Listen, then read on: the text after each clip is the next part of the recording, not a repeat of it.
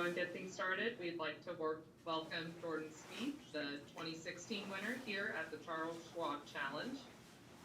Jordan's obviously been a couple years since that win, but how's it to be back? And this is going to be your ninth start here back at Charles Schwab.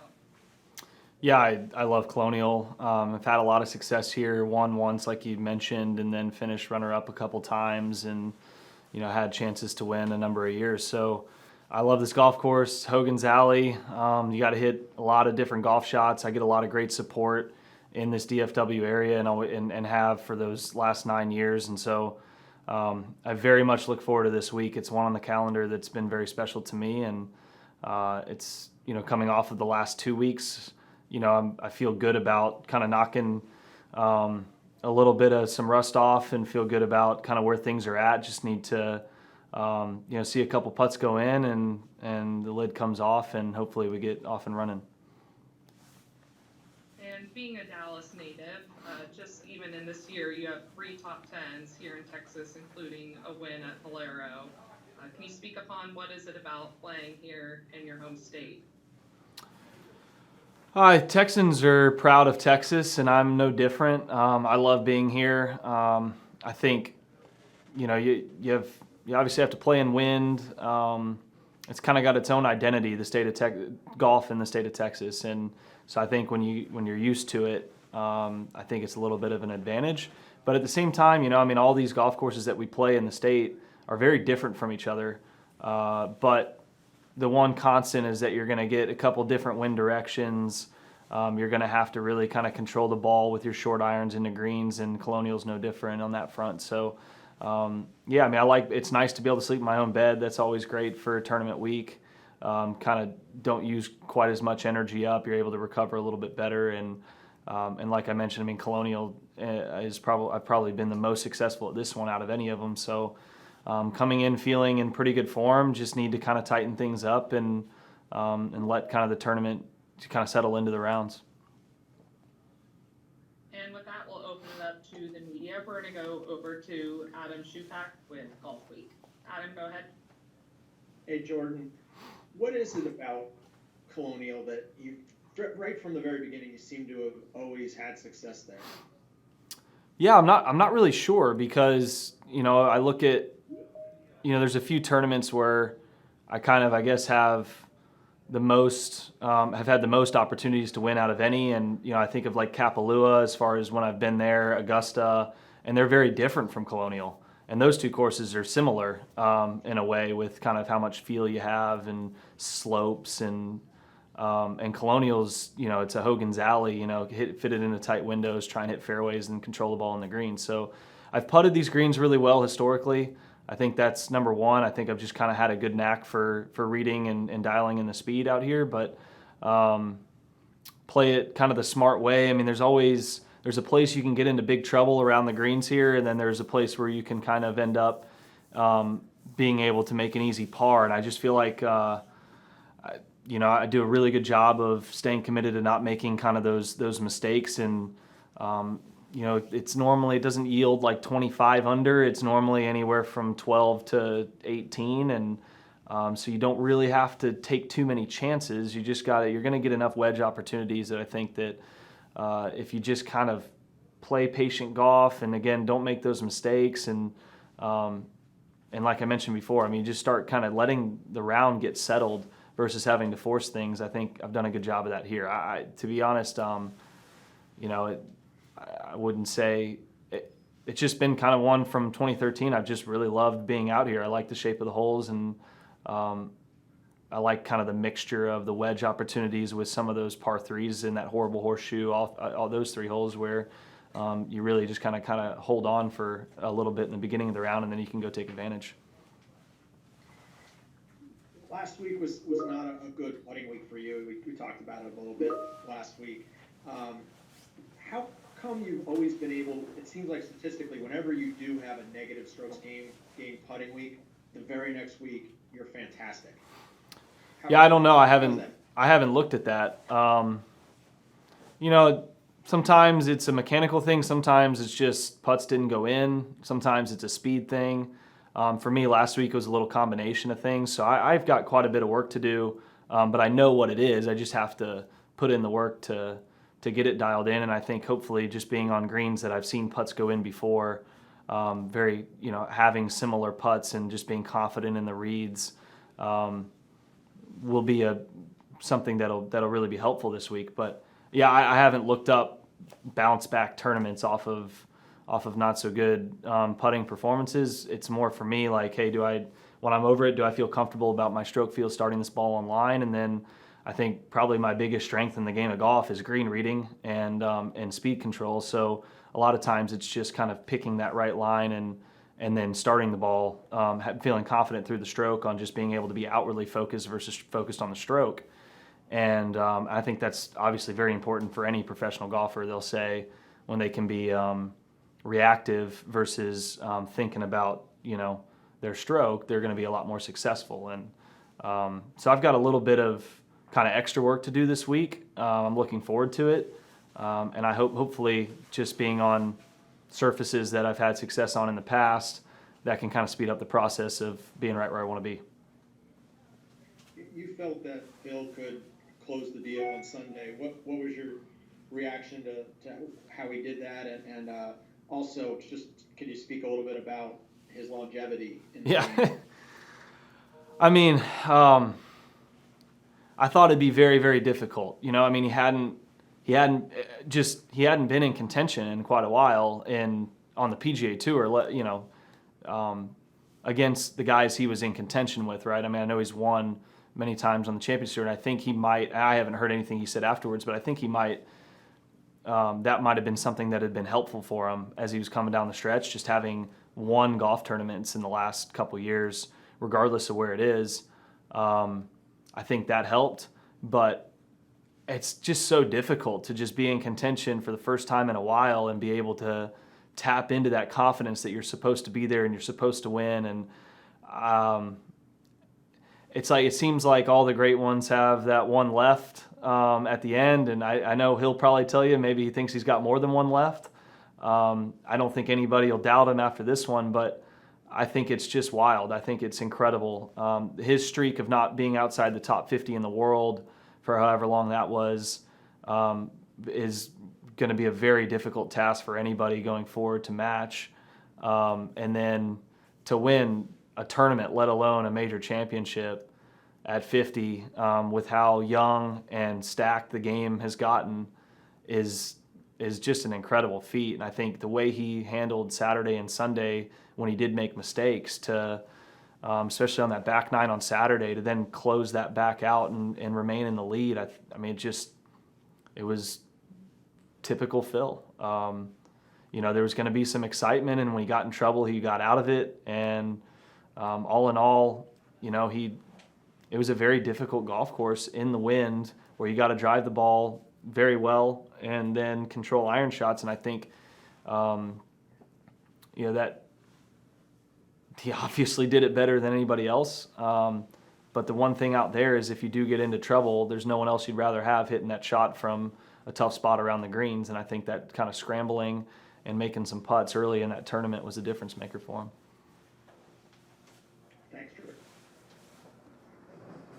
Now we'll go over to Drew Davison with Fort Worth Star-Telegram. Hey, Jordan, just got a couple questions for you. Just coming off a major week, with how much energy and effort you guys put into those, how tough is it to bounce back, or is this week kind of easy because, like you talked about, your success here at Colonial? I think it becomes easier being in my own bed more than anything. But yeah, it's, major weeks take a lot out. You put a little, like I was out there on Monday afternoon when I would normally take a Monday off in a 4-week stretch, and then you're trying to learn a new golf course, and then they're normally more difficult tracks where it just requires just a lot more mental and physical energy. And so I've tried to do a good job of finding a way to really get recovered that Monday, Tuesday, to really feel like, you get recovered, but then you also stay sharp between the ears and physically and step back into it. I think being able to sleep in my own bed is a huge advantage when doing that. And this is not going to happen, I guess, for a couple of years down the road. But I don't know if you heard Colonial is going to renovate some of the course and try to get it back to its original state somewhat. Just wanted to see if you had any thoughts on that early on. Yeah, I think I actually I saw the plans. I have a packet of it that I traveled with for a little while. I was looking at because I'm kind of a nerd for architecture a little bit, and I saw some of the proposed changes and stuff like that. And obviously, the first reaction is, man, Colonial's so great. You know, why would you change anything when it's already a shorter track that still tests players, and anybody can win on it. And it's just it's one of those unique tests we get, like a Hilton Head and a few others throughout the year.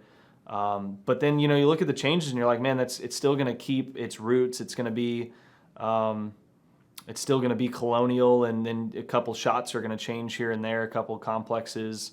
So, I mean, I don't really, I guess, have much of an opinion on it, given I'm not a member here or a voting member or anything like that, like quite a few of my friends are out here. But it seems like you've got a little bit of a mixed review, and we'll just see what happens. But from what I saw, it doesn't change the DNA of this golf course, which is already fantastic. Thanks, Jordan. Now over to Stephen Hawkins with Associated Press. Hey, Jordan, you talked a minute ago about being able to read the greens and you're familiar with it. What does all this weather and all this wetness do to this course? Because it's obviously got a ton of rain the last few weeks and getting some more now. Yeah, I think it lowers the scores here. I mean, typically rain, you'd say, or the shots into the greens become easier because of how soft they are, but it makes courses longer. But Colonial, you don't have driver in your hands a lot anyway, so you're still playing to the same spots. You might hit one more club off some tees, but you normally have that club in the bag to get to where you want to. And so it looks like it could yield lower scores. I mean, I think in an ideal world, the tour and the players would want the golf course to be playing very firm, and be that kind of test where you got to, be a little more precise off the tee to be able to be, because if you're not in the fairway, it's very, very hard to get to any pins out here. When you're in this Bermuda rough, just judging that with cornered pins, that's the defense of the golf course. But that's not the reality in the springtime in Texas very often. When we played the ball up through the green one year here, we would lift, clean, and place in the rough. I don't think it's going to be that severe, but I think it lowers the scores. And you mentioned a minute ago, coming off the majors week, how things are different. I mean, it's only been a couple of years since there was a major put between the Colonial and the Nelson. And then you got the U.S. Open here in a few weeks. Talk about the adjustment of that schedule. I know last year threw everything kind of a whack, but how different does that make the dynamics of the schedule for you? I don't mind it because I'm home for two of them, and if they're back to back versus 2 weeks apart, I actually don't feel much of a difference there. I don't mind it the way it is now, and I didn't mind it before. It's nice because I'm able to play in tour events, try to win PGA Tour events, but also, again, be at home and almost feel like I kind of get that ability to have all your own. It takes less out of you when you're not traveling, and so having a couple of majors mixed in there, and then obviously next week's a big event as well. I actually really like this part of the season for major prep and for ability to play well in these hometown events. So it's a stretch that I've very much enjoyed. I've had pretty good success with this part of the schedule, and just looking to try and build on that this year. All right, Jordan, thanks, man.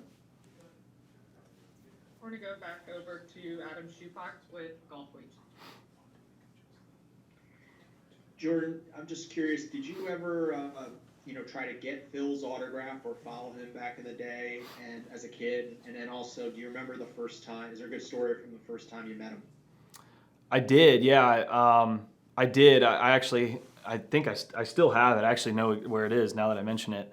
I have the Sports Illustrated when he won the Masters, when he was in midair, 6 feet off the ground, and with his signature on it. I think I won it in an auction at like my sister's school when I was really young. I must have been like 12 or 13 or 14 or something.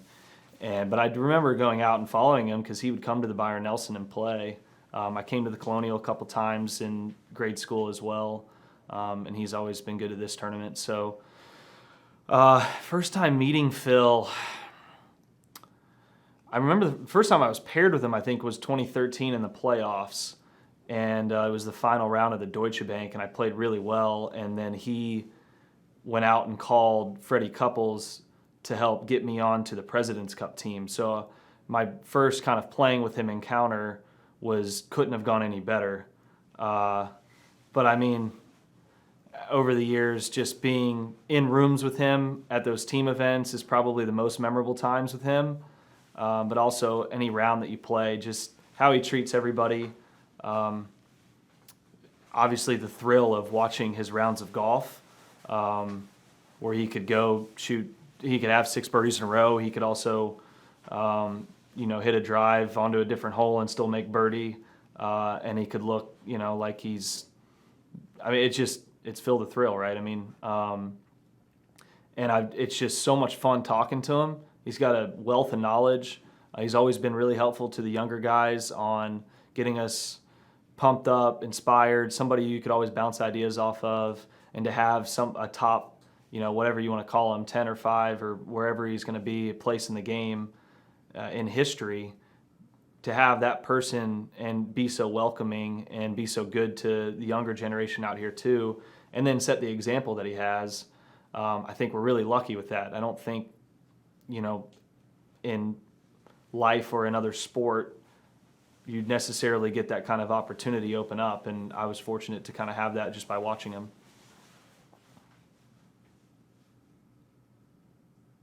I think it froze.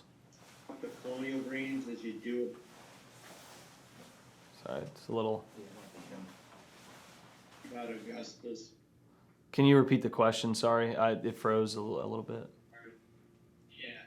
Do you feel the same way about the greens at Colonial as you do about the greens at Augusta?